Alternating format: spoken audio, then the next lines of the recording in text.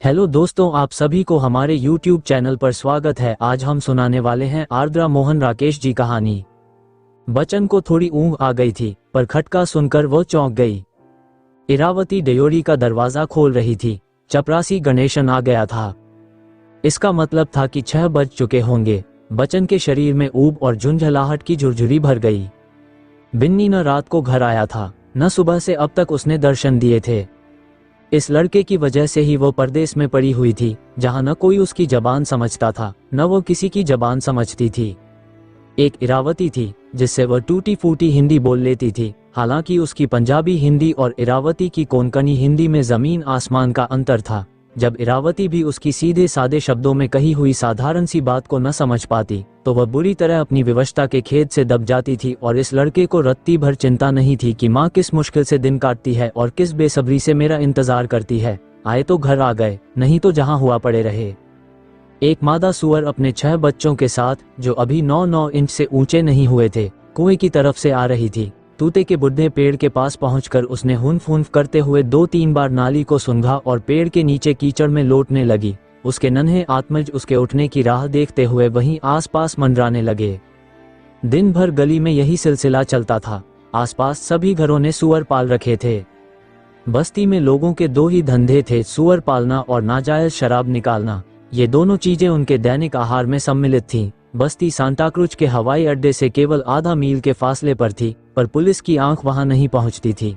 मोनिका का बाप जेकब गली में ही भट्टी लगाता था। वह गली का सबसे बड़ा पियक्कड़ माना जाता था और अक्सर पीकर गली में गाता हुआ चक्कर लगाया करता था। O that I had wings of angels here to spread and heavenward fly. उस समय वह रोज की तरह कुएं के मोड़ के पास से लड़खड़ाता आ रहा था।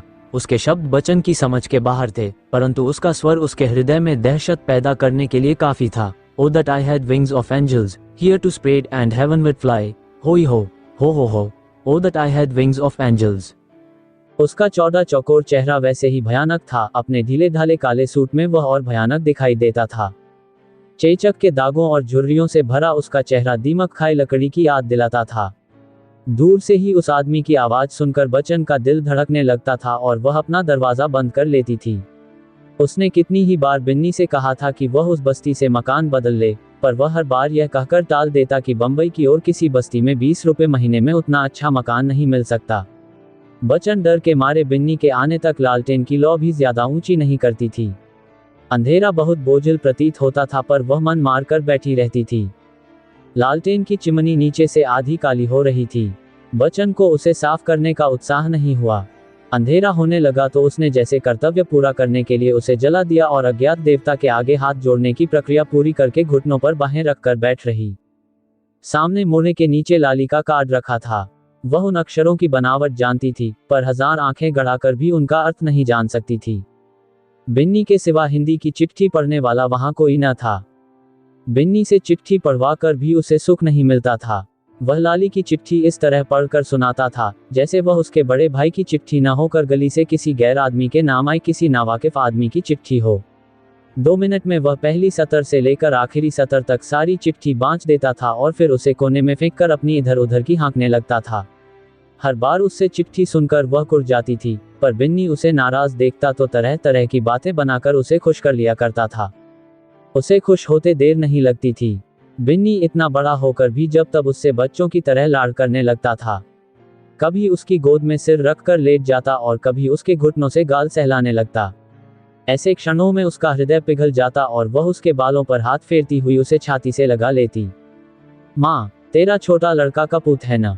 बिन्नी कहता। हाँ, वह हटकने के स्वर में कहती, तू कपूत है, तू मेरे चन्ना। और वह उसका माथा चूम लेती। लेकिन अक्सर वह बहुत तंग पड़ जाती थी। अनेक रातें ऐसी गुजरती थीं जब वह घर आता ही नहीं था। अंधेरे घर की छत उसे दबाने को आती थी और यह सारी रातें करवटें बदलती रहती थी। जरा आंख झपकने पर बुरे बुरे सपने दिखाई देने लगते थे, इसलिए कई बार वह प्रयत्न करके आंखें खुली रखती थी। और वह आता था तो अपने में ही उलझा हुआ व्यस्त सा। वह नहीं समझ पाती थी कि उसे किस चीज की व्यस्तता रहती है। जहां तक कमाने का सवाल था, वह महीने में कठिनता से 60-70 रुपये घर लाता था। कभी 10 रुपये अधिक ले आता तो साथ ही अपनी 50 मांगें उसके सामने रख देता। इस बार माँ, 2 कमीजें सिल जाएं और एक बढ़िया सा जूता आ जाए, उसकी बातों से बच्चन के होठों पर रुखी सी मुस्कुराहट आ जाती थी। 10 रुपये में उसे घर भर का सामान चाहिए, और जब वह 60 से भी कम रुपए लाता तो महीने भर की बड़ी आसान योजना उसके सामने प्रस्तुत कर देता। दूध दही का नागा, दाल प्याज खुश्क फुल्के और बस। वह जानती थी कि ये रुपए भी वह ट्यूशन वुशन करके ले आता है, वरना सही अर्थ में वह बेकार है। उसके दिल में बड़े बड़े मंसूबे अवश्य थे और उनका बखान करते समय वह छोटा मोटा भाषण दे डालता था, परंतु उन मंसूबों को पूरा करने के लिए जिस दुनिया की जरूरत थी वह दुनिया अभी बननी रहती थी। और वह जोश से उंगलियां नचा नचा कर कहा करता था कि माँ, वह दुनिया बन जाएगी तो तुझे पता चलेगा कि तेरा नालायक बेटा कितना लायक है। चुप रह, खत्म रखना। वह प्रशंसा की दृष्टि से उसे देखती हुई कहती, बड़ा लायक एक तू ही है माँ, मेरी लियाकत मेरे पेट में बंद है। वह हंसता, जिस तरह हिरन के पेट में कस्तूरी बंद होती है ना, उसी तरह। जिस दिन वह खुलकर सामने आएगी उस दिन तू अचंभे से देखती रह जाएगी। उसे उसकी बातें सुनकर गर्व होता था, पर कई बार वह बहुत गुमसुम और बंद बंद सा रहता था तो उसे उलझन होने लगती थी।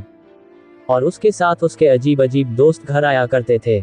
उन लोगों का शायद कोई ठौर ठिकाना नहीं था, क्योंकि वे आते तो 2-2 दिन वहीं पड़े रहते थे और खाने पीने में निहायत बेतकल्लुफी से काम लेते थे।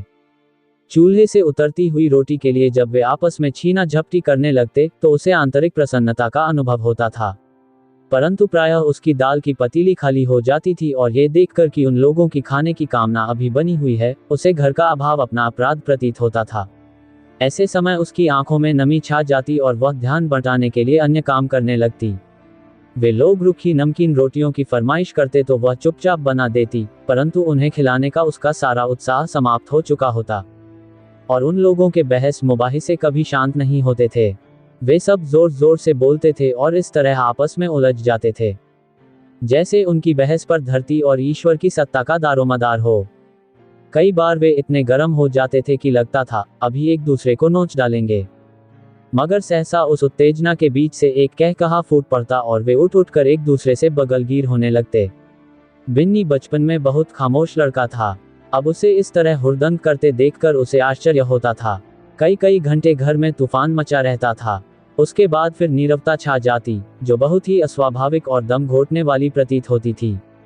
जब बिन्नी 2-2 दिन घर नहीं आता तो उस नीरवता के ओर छोर गुम हो जाते और वह अपने को सदा से गहरे शून्य एकांत में पड़ी हुई महसूस करती। अंधेरा गहरा होने लगा और मोनिका का बाप जाकर अपने कमरे में बंद हो गया तो उसने दरवाजा खोल दिया।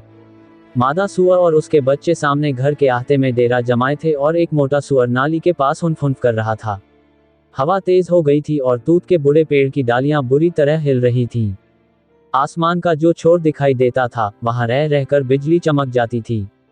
2 महीने से प्रायः रोज ही वर्षा हो रही थी। घर से कुएं तक गली में कीचड़ कीचड़ भरा रहता था। इस कीचड़ के लिए बच्चन को लड़के लड़कियों की उन टोलियों से गिला था जो वर्षा आरंभ होने से पूर्व आधी आधी रात तक गली में घूमती हुई तार स्वर में ईश्वर से पानी बरसाने का अनुरोध किया करती थी। अब जैसे उन्हीं की वजह से सारा दिन गली में चिपड़ चिपड़ होती रहती थी। ड्योढ़ी के दरवाजे पर फिर दस्तक हुई। इरावती ने दरवाजा खोल दिया और बिन्नी उधर से मुस्कुराता हुआ अंदर आ गया। आगे की तरफ बहुत कीचड़ है भाभी, माफ करना, कहता हुआ वह अपने कमरे में आ गया। इरावती ने उस पर एक शिकायत की नजर डालकर दरवाजा बंद कर लिया। उसके सिर के बाल बुरी तरह उलझे हुए थे और कुर्ता पाजामा बहुत मुचड़े हुए थे। ये स्पष्ट था कि वह सुबह जिस हाल में सोकर उठा था अभी तक उसी हाल में था और अब तक उसे मुंह हाथ धोने का समय भी नहीं मिला था। माँ, जल्दी से रोटी डाल दे, भूख लगी है, उसने आते ही चारपाई पर पैर फैलाते हुए आदेश दिया। बच्चन चुपचाप अपनी जगह पर बैठी रही, न उठी और न ही उसने मुंह से कुछ कहा। कुछ क्षण प्रतीक्षा करने के बाद बिन्नी ने सिर उठाया और कहा, माँ, रोटी आज दिन ही बनी है। बच्चन बोली, मुझे क्या पता था कि लाट साहब आज भी घर आएंगे कि नहीं। रात की रोटी मैंने सवेरे खाए, सवेरे की अब खाए। मैं किस तरह रोज रोज बासी रोटी खाती रहूं? किसी तंदूर पर जाकर खा। बिन्नी हंसता हुआ उठ बैठा और माँ के मोड़े के पास चला गया। यहाँ तंदूर है कहाँ जहाँ जाकर खा लूं? वह बोला, मेरे हिस्से की जो बासी रोटी रखी थी वह तूने क्यों खाए? मेरी वाली रोटी दे। और वह माँ का घुटना पकड़कर बैठ गया। मेरे पेट से निकाल ले अपनी बासी रोटी। बच्चन ने वाक्य आरंभ किया था मीठी झिड़की के रूप में, पर समाप्त करते करते उसकी आंखें गीली हो गई। बिन्नी ने उसकी गीली आंखें नहीं देखी। वह उठकर रोटी वाले डिब्बे के पास चला गया और बोला, डिब्बे में रखी होंगी, जरूर होंगी। बच्चन ने उसकी नजर बचाकर अपनी आंखें पोंछ लीं। बिन्नी रोटी वाला डिब्बा लिए हुए उसके सामने आ बैठा। डिब्बे में कटोरा भर दाल के साथ 4 रोटियां एक कपड़े में लपेट कर रखी थीं। बिन्नी ने जल्दी से एक रोटी तोड़ ली। ये तो ताज़ी रोटी है, वह ग्रास मुंह में ठूंसे हुए बोला। बासी रोटी खाने को माँ जो है, कहकर बच्चन उठ खड़ी हुई। उसने पानी का गिलास भरकर उसके पास रख दिया। बिन्नी ने एक घूंट में गटागट गिलास खाली कर दिया और बोला, और? बच्चन ने गिलास उठा लिया और सुराही से उसमें पानी उंडेलती हुई बोली, लाली का कार्ड आया है। अच्छा, कहकर बिन्नी रोटी खाता रहा। उसने कार्ड के संबंध में जरा जिज्ञासा प्रकट नहीं की। बच्चन का दिल दुख गया। वह गिलास बिन्नी के आगे रखकर बिना एक शब्द कहे अहाते में चली गई और चारपाई पर दरी डालकर पड़ गई। उसका दिल उछलकर आंखों में बहाने को हो रहा था, पर वह किसी तरह चेहरा सख्त करके अपने को रोके रही। थोड़ी देर में बिन्नी जूठे पानी से हाथ धोकर मुंह पोंछता हुआ अंदर आ गया। कहाँ है कार्ड? उसने पूछा। कहीं नहीं है, बच्चन ने रूंधे हुए स्वर में कहा और करवट बदल ली। अब बता भी देना, जल्दी से सब समाचार पढ़ दूं। सो जा, मुझे कोई समाचार नहीं पढ़वाना है। पढ़वाने क्यों नहीं है, मैं अभी सब सुनाता हूँ, कहकर बिन्नी अंदर चला गया और कार्ड ढूंढ कर ले आया। साथ लालटेन भी उठा लाया। आधे मिनट में उसने सरसरी नजर से सारा कार्ड पढ़ डाला। भैया की तबीयत ठीक नहीं है। वह लालटेन जमीन पर रखकर माँ की चारपाई के पैताने बैठ गया। बच्चन सहसा उठकर बैठ गई। बिन्नी ने गुनगुन करके पहली 1.5 पंक्ति पढ़ी और फिर से सुनाने लगा। लाली ने लिखा था कि उसका ब्लड प्रेशर फिर बढ़ गया था। डॉक्टर ने उसे आराम करने की सलाह दी है। कुसुम का स्वास्थ्य अब ठीक है और उसका रंग लाली पर आ रहा है। उन्होंने मकान बदल लिया है, क्योंकि पहला घर हवादार नहीं था और बच्चों को वहां से स्कूल जाने में भी दिक्कत होती थी। अब दिवाली पास आ रही है, इसलिए बच्चे माँ को बहुत याद करते हैं। माँ को गए 6 महीने से ऊपर हो गए हैं, इसलिए सबका दिल माँ के लिए उदास है। इसके बाद सबकी नमस्ते हैं, कहकर बिन्नी ने कार्ड रख दिया। यह नहीं लिखा कि किस डॉक्टर का इलाज चल रहा है। तू जैसे वहाँ के सब डॉक्टरों को जानती है। बिन्नी ने बात अनायास कह दी थी, पर बच्चन का हृदय छिल गया। उसके चेहरे पर फिर कठिनता आ गई। मैं कल वहाँ चली जाती हूँ, उसने कहा। तू चली जाएगी तो मैं अकेला कैसे रहूँगा? मेरी रोटी। बच्चन ने वितृष्णा से उसके चेहरे को देखा, जिसका अर्थ था कि क्या तेरी रोटी उसकी जान से ज्यादा प्यारी है? तू कौन घर की रोटी पर रहता है? मुंह से उसने इतना ही कहा। भैया का ब्लड प्रेशर कोई नया तो नहीं? बिन्नी फिर कहने लगा। तू रहने दे, मैं कल जा रही हूँ, बच्चन ने उसे बीच में ही काट दिया। कई क्षण दोनों खामोश रहे। फिर बिन्नी अच्छा कहकर उठ गया। अगले दिन सुबह ही वह अभी थोड़ी देर में आऊंगा कहकर गया और दोपहर तक लौटकर नहीं आया। बच्चन का किसी काम में दिल नहीं लग रहा था। फिर भी उसने खाना बनाया और घर के सभी छोटे मोटे काम पूरे किए। बिन्नी की 4-5 कमीजें लेकर उनके टूटे हुए बटन लगा दिए। फिर उसने अपनी दरी और कपड़े एक जगह इकट्ठे कर लिए। ये निश्चित नहीं था कि वह उस दिन वहां से जा पाएगी या नहीं। बिन्नी सुबह उसे निश्चित कुछ बताकर नहीं गया था। ये भी संभव था कि बिन्नी के पास किराए के लिए पैसे हो ही नहीं। महीने की 19 तारीख थी और 19 तारीख को उसके पास कभी पैसे नहीं रहते थे। उस स्थिति में उसे 3-4 तारीख तक अपना जाना स्थगित करना होगा। वह ये भी नहीं जानती थी कि दिवाली कौन तारीख को पड़ेगी। वह सोचने लगी कि इस बीच लाली की तबीयत ज्यादा खराब ना हो जाए। उसे ज्यादा ही तकलीफ होगी, जो उसने चिट्ठी में लिखा है। नहीं, वह चिट्ठी में कभी न लिखता। ये 15-20 दिन यहाँ से न जा सकी तो। तभी बिन्नी आ गया। उसके साथ उसका लंबे बालों वाला दोस्त शशि भी था, जिसकी गर्दन बात करते हुए तोते की तरह हिलती थी। वह उसकी दाल का सबसे बड़ा प्रशंसक था। आते ही दाल की फरमाइश करता था। सदा की तरह वे गली से ही ऊंचे स्वर में बातें करते हुए आए। टिकट ले आया हूँ, बिन्नी ने आते ही कहा। मंगलवाड़ी से शशि को साथ लिया और वहीं से टिकट भी ले लिया। परंतु तू अभी तैयार ही नहीं हुई। तैयार क्या होती? तू मुझसे कहकर गया था। जब रात को तय हो गया था तो सुबह कहने की क्या जरूरत थी? अब जल्दी तैयार हो जा, 2 घंटे में गाड़ी जाएगी। नकद 20 खर्च करके आया हूँ, और वे भी उधार के। बच्चन को बुरा लगा कि वह बाहर के आदमी के सामने ऐसी बात कह रहा है। वह नहीं जानती थी कि टिकट के लिए उसे रुपए उधार लेने पड़े होंगे। वह कब चाहती थी कि उसकी वजह से उस पर उधार चढ़े। वह कह देता तो वह 12-14 दिन बाद चली जाती। वह कुछ न कहकर कपड़े लपेटने लगी। हट माँ, तुझे बिस्तर बांधना आता भी है। बिन्नी आगे बढ़ आया। उल्टी सीधी रस्सी बांधेगी, कहीं से मोटा कर देगी, कहीं से पतली। हट जा, मैं 1 मिनट में बांध देता हूँ। ऐसा बिस्तर बंधेगा कि रास्ता भर तेरा खोलने को भी जी नहीं चाहेगा। तू रोटी खा ले, मैं बांध लेती हूँ। बच्चन की आंखें भर आई। रोटी खाने वाला आदमी साथ लाया हूँ, वह माँ के लपेटे हुए कपड़ों को फिर से फैलाता हुआ बोला। यह इसलिए आया है कि तू चली जाएगी तो तेरे हाथ की दाल फिर कहाँ मिलेगी। बच्चन की गीली आंखों में हल्की सी मुस्कुराहट भर गई। ये भी खा ले, वह बोली। मैं अभी 2 फुलके और बना देती हूँ। और बनाने की जरूरत नहीं, जो है वही खा लेंगे। पहले मैं खा लूं, फिर बचे वो इसे दे देना, कहकर शशि गर्दन उठाकर हंस दिया। बिन्नी बिस्तर बांधता रहा। वह उन दोनों के लिए रोटी डाल लाए। तैयार। बिन्नी ने हाथ झाड़े और शशि के साथ खाना खाने डट गया। माँ, अपने लिए रख लेना और जितना बचे वह हमें ला देना। शशि दाल सुड़कता हुआ बोला। वे दोनों खा चुके तो बच्चन ने जल्दी से बर्तन समेट दिए। अब माँ, तू भी जल्दी से खा ले, बिन्नी ने कुल्ला करके हाथ पोंछते हुए कहा। मैंने खा लिया है। कब? किसी ने पास जाकर उसके कंधे पकड़ लिए। तेरे आने से पहले। झूठी। सच, मैंने खा लिया है। आगे तो कभी इतनी जल्दी नहीं खाती, आज खा लिया है। घर से जाना था ना।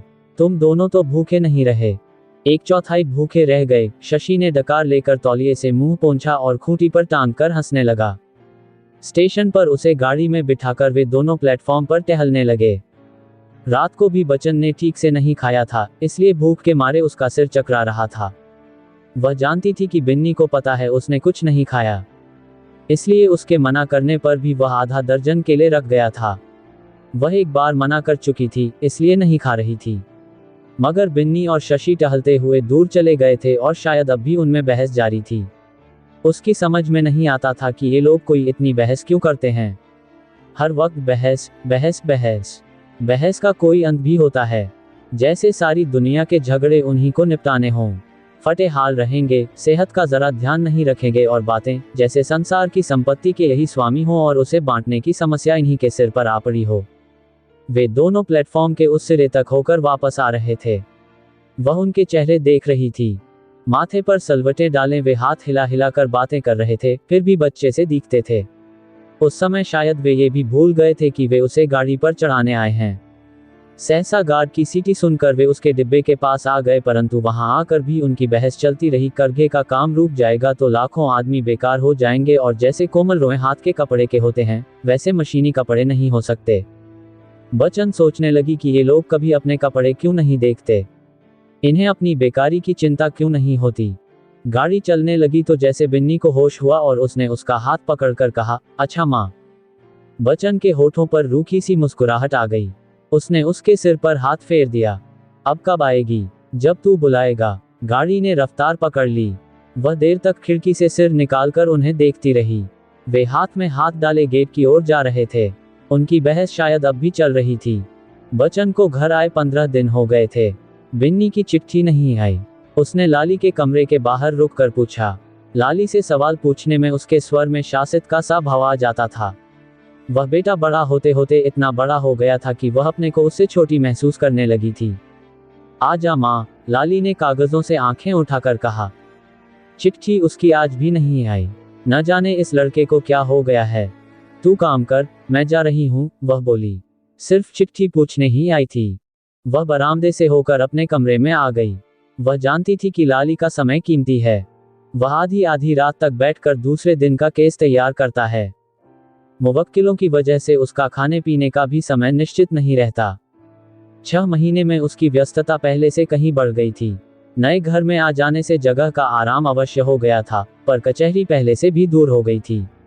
उसकी व्यस्तता के कारण वह कई बार सारा दिन उससे बात नहीं कर पाती थी। रात को जब वह बैठक से उठकर जाता तो सीधा सोने के कमरे में चला जाता। दिन भर की थकान के बाद वह उसके आराम में विघ्न नहीं डालना चाहती थी। सवेरे वह कुसुम से पूछ लेता कि रात को उसकी तबीयत कैसी रही है। कुसुम संक्षेप में उसे हाल बता देती। सोने से पहले उसके सिर में बादाम रोगन डाल दिया करो, वह कहती। मैं कई बार कहती हूँ, पर वे डलवाते ही नहीं, कुसुम जैसे रटा रटाया उत्तर देती। मुझे बुला लिया करो, मैं आकर डाल दूंगी। डालने को नौकर है मगर वे डलवाते ही नहीं। वह जानती थी कि सिर में बादाम रोगन डलवाने के लिए लाली को किस तरह मनाया जा सकता है, मगर कुसुम अपने को अधिक अंतर्क समझती थी और उसके सुझावों से सहमति प्रकट करती हुई भी करती वही थी जो उसके मन में होता था। वह जिस शिष्टता और कोमलता से बात करती थी उससे बच्चन को लगता था कि वह उस घर में केवल मेहमान है। दिन भर उसके करने के लिए वहां कोई काम नहीं होता था। खाना बनाने के लिए एक नौकर था और ऊपर का काम करने के लिए दूसरा। उसके काम की देखभाल के लिए कुसुम थी। जब भी बच्चन कोई काम करने के लिए कहती तो कुसुम नौकर का जिक्र कर देती, नौकर के रहते अपने हाथ से काम करने की क्या जरूरत है। यही बात लाली भी कह देता है, माँ तू काम करेगी तो घर में दो दो नौकर किस लिए हैं। बच्चन सोचती थी कि काम करने के लिए नौकर है और देखभाल के लिए कुसुम है, फिर घर में उसका होना किस लिए है। सवेरे 5 बजे से रात के 10 बजे तक वह क्या करे।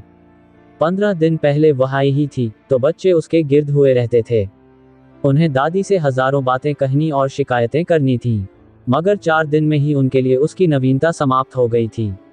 उनकी अपनी छोटी छोटी व्यस्तताएं थीं जिनमें उनका समय बटा हुआ था। कुमुद कभी कभी जरूर उसके पास आ जाती थी और उसके कमरे में खामोश खेलती रहती थी। उसे दादी शायद इसलिए अच्छी लगती थी कि माँ दोनों भाइयों से अधिक स्नेह करती थी। बच्चन कमरे में आकर चारपाई पर लेट गई। मन ताने बाने बुनने लगा। बिन्नी ने अभी तक चिट्ठी क्यों नहीं लिखी। अंधेरे घर में इस समय वह अकेला सोया होगा। रोटी का जाने उसने क्या डॉल किया है। उसने चलते समय उससे पूछा तक नहीं कि वह पीछे कैसे रहेगा, कहाँ रोटी खाएगा। उसके रहते वह तन बदन की होश भूला रहता था, अब जाने उसकी क्या हालत होगी। चिट्ठी ही लिख देता तो कुछ तसल्ली हो जाती, मगर उसे चिट्ठी लिखने की होश आएगी। कमरे में खिड़की खुली थी और दूर तक खुला आकाश दिखाई देते हुए उन नक्षत्रों के विन्यास से वह परिचित थी। वही नक्षत्र वह बंबई की उस मनहूस बस्ती में ऊपर भी झिलमिलते देखा करती थी। यहाँ से वे उसे तिरछे कोण से दिखाई देते थे, वहां वह हाथे में लेटकर उन्हें ठीक अपने ऊपर देखा करती थी। उसी तरह लेटे हुए वह बिन्नी की आहट की प्रतीक्षा करती थी। हुंफ हुंफ की ध्वनियां पास आती और दूर चली जाती थीं। फिर दूर से फटे हुए गले की बेहुदा आवाज सुनाई देने लगती थी, ओ डैड आई हैड डिविजो एंजल। उस आवाज से वह कितना घृणा करती थी। यहाँ इस एकांत बंगले में आसपास में कोई आवाज नहीं आती थी। 9 साढ़े 9 बजे बच्चों के सो जाने के बाद निस्तब्धता छा जाती थी। केवल रंगीलाल के बर्तन मलने या चौका धोने की ही आवाज सुनाई देती थी। उसने करवट बदल ली कि किसी तरह नींद आ जाए। नींद न आना रोज की बात हो गई थी। कहाँ 10 बजे से ही उसकी आंखों में नींद भर जाती थी और कहाँ अब वह 11, 12 और 1 के घंटे गिनती रहती थी। जाने क्यों वह सोचती रह जाती। रात को वह देर से सोई मगर सुबह जल्दी उठ गई। उठने पर उसका हृदय रात से अधिक अस्थिर और अशांत था। इतना बड़ा पहाड़ सा दिन और उसके बाद फिर वैसी ही रात। लंबी निष्क्रियता की कल्पना से एक बड़ा शून्य उसके अंतर को घेरे था। आकाश में चिड़ियों के गिरोह उड़ रहे थे। रसोई घर में रंगी स्टोव में हवा भर रहा था। उसे साहब के लिए बिस्तर पर चाय पहुंचानी थी। बंबई में सुबह जब वह कमरे में बाल्टी रखकर नहा रही होती तो बिन्नी बाहर से चाय की मांग करने लगता था। उससे उसके भजन में बाधा पड़ती थी और उसे उलझन होती थी, पर वह चुपचाप उसके लिए चाय बना देती थी। परंतु आज उसे इस बात की उलझन हो रही थी कि उसका भजन में मन क्यों नहीं लगता। अब जबकि भजन के लिए पूरा अवकाश था, उसकी प्रवृत्ति उसकी ओर क्यों नहीं होती थी। वह कुछ देर बरामदे में खड़ी होकर सूर्योदय के स्वर्णिम रंग को देखती रही। क्षितिज के एक कोने से दूसरे कोने तक झिलमिलाती हुई स्वर्णिम आभा धीरे धीरे बिखर रही थी। लगता था जैसे गोलक में बंद उजाला फूटकर बाहर निकलने के लिए संघर्ष कर रहा हो। उजाले की बढ़ती हुई झलक से हर क्षण ऐसी प्रतीति होती थी। उसने बरामदे से उतरकर पूजा के लिए गेंदे के कुछ फूल चुन लिए और रसोई घर में चली गई। रंगी स्टोव से केतली उतारकर चायदानी में पानी डाल रहा था। उसने अपने आंचल के फूल आले में डाल दिए। रंगी ट्रे उठाकर चलने लगा तो उसने ट्रे उसके हाथ से ले ली। रहने दे, मैं ले जाती हूँ, और वह ट्रे लिए हुए लाली के कमरे की ओर चल दी। माँ जी, आप न ले जाए, साहब मुझ पर नाराज होंगे। रंगी ने पीछे से संकोच के साथ कहा। इसमें नाराज होने की क्या बात, मैं तेरे कहने से थोड़े ही ले जा रही हूँ। और वह थोड़ी खांस कर लाली के कमरे में चली गई। लाली कंबल ओढ़कर बिस्तर पर बैठा था। कुसुम सोई हुई थी। लाली के हाथ में कुछ कागज थे जिन्हें वह ध्यान से पढ़ रहा था। उसने ये लक्षित नहीं किया कि चाय लेकर माँ आए है। बच्चन ने ट्रे मेज पर रख प्याली में चाय बनाई और उसके पास ले गई। लाली ने चाय के लिए हाथ बढ़ाया तो देखा कि प्याली लिए माँ खड़ी है। माँ, तू, उसने आश्चर्य के साथ कहा। बच्चन ने प्याली उसके हाथ में दे दी। उसने पहली बार लक्षित किया कि लाली के बाल कनपटियों के पास से सफेद हो गए हैं। चश्मा उतार देने से उसकी आंखों के नीचे गहरे गड्ढे नजर आ रहे थे। लाली ने कागज रखकर चश्मा लगा लिया। रंगी और नारायण क्या कर रहे हैं? उसने पूछा। नारायण दूध लाने गया है, वह बोली। रंगी रसोई घर में है। तो उससे नहीं आया जाता था। तू सुबह सुबह उठकर चाय लाए। वाह, इससे अच्छा है मैं आप ही बनाकर पी लूं। तू बनाकर पी लेगा, जिसे यह नहीं पता कि दूध कौन सा है और चीनी कौन सी। वह थोड़ा हंस दी। तभी कुसुम करवट बदल कर उठ बैठी। माँ जी, आप? उसने भी आंख मलते हुए उसी आश्चर्य के साथ कहा। फिर झट से कंबल उतार कर वह बिस्तर से निकल आई। आप रहने दीजिए माँ जी, मैं बनाती हूँ। कुसुम दूसरी प्याली में चाय बनाने लगी। बनाकर प्याली उसने बच्चन की ओर बढ़ा दी। मैं अभी नहाई नहीं, अभी से चाय पी लूं। पी भी ले माँ, लाली बोला। कभी तो धर्म करम को छोड़ दिया कर। नहीं, मैं ऐसे नहीं पीती, तुम ही लोग पियो। कुसुम प्याली लेकर अपने बिस्तर पर चली गई। बच्चन लाली के पैताने बैठ गई। लाली और कुसुम खामोश चाय पीते रहे। कमरे में हर चीज व्यवस्थित ढंग से रखी थी। अंगीठी पर नीले रंग का कपड़ा बिछा था, जिस पर कुसुम ने सफेद डोरे से कढ़ाई की थी। वही एक और अखरोट की लकड़ी का बना गौतम बुद्ध का बस्ट पड़ा था और दूसरी ओर हाथी दांत की हंसों की जोड़ी रखी थी। संदूकों पर गद्दे बिछाकर उन्हें लाल कपड़े से ढक दिया गया था। कोने में कुसुम की सिलाई की मशीन पड़ी थी और वहां पास ही लाली की अदसिली कमीज के टुकड़े बंधे रखे थे। मेज पर छोटे से शेल्फ में लाली की किताबें पड़ी थीं और पास ही टेबल लैंप रखा था। दूसरे कमरे में खुलने वाले दरवाजे के पर्दे पर भी कुसुम ने अपने हाथ से कढ़ाई कर रखी थी। उधर से करवटें बदलने की आवाज आ रही थी। बच्चों की भी नींद खुल गई थी। लाली ने चाय पीकर प्याली मेज पर रख दी। कुसुम अर्थपूर्ण दृष्टि से उसके चेहरे को देख रही थी। बच्चन उठ खड़ी हुई। चल दी माँ, कहते कहते लाली ने कागज उठा लिए। हाँ, तू अपना काम कर, मैं जाकर नहा धो लूं। कोई खास बात तो नहीं थी? नहीं, कोई खास बात तो नहीं थी। नौकर चाय ला रहा था, मैंने कहा मैं ले जाती हूँ। लाली की आंखें कागजों पर झुक गई। कुसुम चाय के हल्के हल्के घूंट भर रही थी। बच्चन चलने के लिए उद्यत होकर भी खड़ी रही। एक बात सोचती हूँ, वह कहने लगी। लाली ने कागज फिर से रख दिए। हाँ, इतने दिन हो गए, बिन्नी की चिट्ठी नहीं आई। मैं अब उससे कोई गिला नहीं करता, लाली चिढ़े हुए स्वर में बोला। गफलत की भी हद होती है। इस लड़के का घर वालों से जैसे कोई रिश्ता नाता ही नहीं है।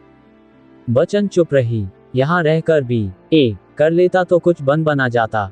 अब साहब जिंदगी भर आवारागर्दी करेंगे। बच्चन की आंखें भर आई। उसने चेष्टा की कि आंसू आंखों में ही रुक जाएं, पर यह संभव नहीं हुआ तो उसने पल्ले से आंखें पोंछ ली। ये लड़का न जाने कब अपना होश रखना सीखेगा। अपनी जान की भी तो फिक्र नहीं करता। वहां रहकर मैं ही जो थोड़ा बहुत देख लेती थी, सो देख लेती थी। कभी कभी सोचती हूँ कि मैं वहां उसके पास ही रहूं तो ठीक है। और वह निर्णय सुनने के ढंग से लाली की ओर देखने लगी। लाली गंभीर हो गया, बोला नहीं। मैं कहती हूँ मेरी आंखों के सामने रहेगा तो मुझे पता तो चलता रहेगा कि क्या करता है, क्या नहीं करता। उसके स्वर में थोड़ी याचना भी आ गई। माँ जी का यहाँ दिल नहीं लगा, कुसुम ने प्याली रखते हुए कहा। पल भर लाली की आंखें उससे मिली रहीं। अभी तो माँ तू आई ही है, वह बोला। 10-15 रोज में दिवाली है। मेरा बच्चों को छोड़कर जाने को मन करता है क्या? मैं वैसे ही बात कर रही थी। वह फिर से चलने के लिए तैयार होकर बोली, पता नहीं रोटी भी ठीक से खाता है या नहीं। कुसुम उठकर रंगी को आवाज देती हुई बाहर चली गई। तू जाना चाहे तो और बात है। लाली के चेहरे पर कुछ अन्यमनस्कता आ गई। जाने की बात नहीं है, मैं तो वैसे ही सोचती थी। जाना है, चली जा, नहीं खामखा चिंता से परेशान रहेगी। बच्चन कुछ क्षण खामोश रही। लाली अपनी उंगलियां मसलता रहा। किस गाड़ी से चली जाऊं? रात की गाड़ी ठीक रहती है, उसमें भीड़ कम होती है। तेरी तबीयत की चिंता रहेगी, मेरी तबीयत ठीक ही है। तू चिट्ठी लिखता रहेगा ना? हाँ, मैं नहीं लिखूंगा तो कुसुम लिख देगी। अच्छा। रात की गाड़ी में उसे अच्छी जगह मिल गई। जनाने डिब्बे में उसके अतिरिक्त 2 ही सवारियां थीं। कुसुम नारायण को लेकर उसे छोड़ने के लिए आई थी। लाली मुवक्किलों की वजह से नहीं आ पाया था। कुसुम गाड़ी चलने तक उसके पास बैठकर बातें करती रही कि दादी के पीछे बच्चे फिर उदास हो जाएंगे, 3-4 दिन घर सूना सूना लगेगा, और कहा कि रास्ते के लिए खाना बनवा कर ले जाती तो अच्छा था। गाड़ी ने सीटी दी तो कुसुम प्लेटफॉर्म पर उतर गई। जाते ही चिट्ठी लिखिएगा, उसने कहा। तुम लाली की तबीयत का पता देती रहना, बच्चन ने कहा। सहसा उसे लाली के सफेद बालों का ध्यान हो आया। रात को उसे देर देर तक न पढ़ने देना और उससे कहना कि सिर में बादाम रोगन डलवा लिया करे। कुसुम ने सिर हिला दिया। गाड़ी चल दी तो उसने हाथ जोड़ दिए। प्लेटफॉर्म पीछे रह गया तो बच्चन आकाश की ओर देखने लगी। उसके अंतर में फिर एक शून्य सा भरने लगा। क्षितिज के पास वही नक्षत्र चमक रहे थे। बच्चन अपलक दृष्टि से उन्हें देखती रही। वह जहां जा रही थी उस घर का नक्शा धीरे धीरे उसकी आंखों के आगे घूमने लगा। नीची छत वाला वह टूटा फूटा कमरा, मादा सुअर और उसके बच्चों की हुंफ हुंफ और कुएं की तरफ से आती हुई मोटी भद्दी फटी हुई आवाज और डेड आई है डिवेंजो फेंसल, अंधेरा, एकांत, बिन्नी, शशि और उसके दोस्त, भैंसें और दाल रोटी के लिए उन लोगों की छीना झपटी। उसकी आंखें भर आई। क्षितिज के पास चमकते हुए नक्षत्र धुंधले पड़ गए। उसने आंखें पोंछ लीं। नक्षत्र फिर चमकने लगे।